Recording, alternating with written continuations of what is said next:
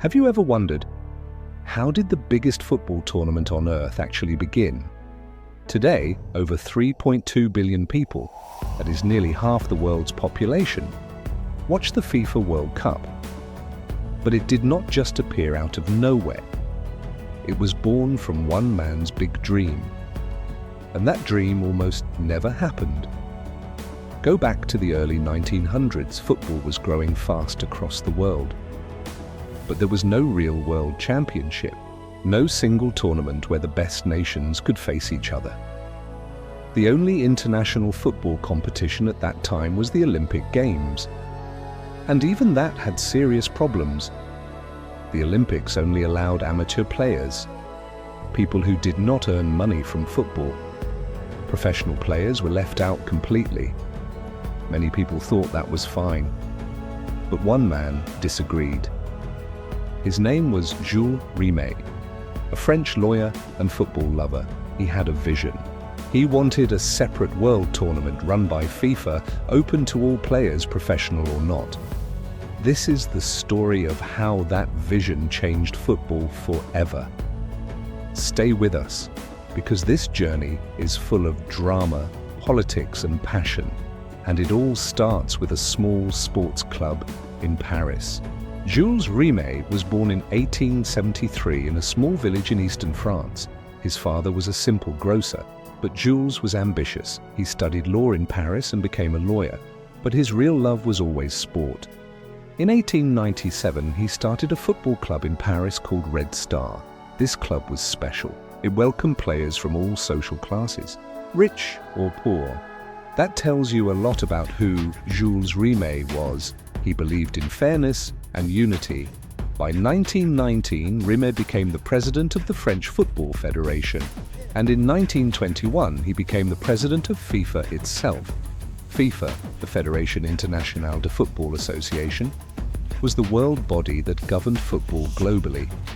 It was founded in Paris in 1904. At this time, FIFA was managing the football tournament at the Olympics, but Rimet was not satisfied. He saw how the 1924 and 1928 Olympic football tournaments attracted huge crowds and massive excitement. In 1924, Uruguay beat Switzerland 3-0 in front of 60,000 fans in Paris. The world was ready for something bigger. Rimet began pushing for an independent FIFA World Championship. His idea was bold, but convincing others would take years. The turning point came on the 28th of May 1928. FIFA held its 17th Congress in Amsterdam. Jules Rimet officially proposed that FIFA should organize its own separate World Cup tournament. The vote was held, and the proposal was accepted.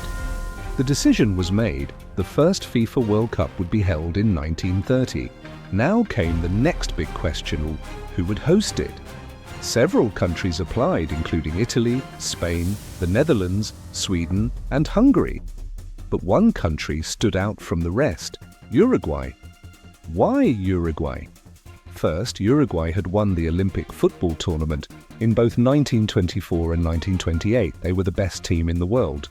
Second, Uruguay was about to celebrate its 100th year of independence in 1930. Third, and this was very important, Uruguay offered to pay all travel expenses for every participating team. That was a huge deal, especially because the world was entering the Great Depression and money was tight. FIFA accepted Uruguay's offer.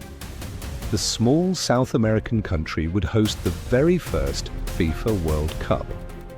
But now came an even bigger problem: getting European teams to actually show up for the tournament. That was almost impossible. Once Uruguay was chosen as the host, the invitation went out to every FIFA member nation. But the response from Europe was shocking. No European country agreed to go, not a single one. Why? The journey to Uruguay from Europe took over 2 weeks by ship. Players would be away from their clubs for nearly 3 months. During the Great Depression, players feared losing their jobs.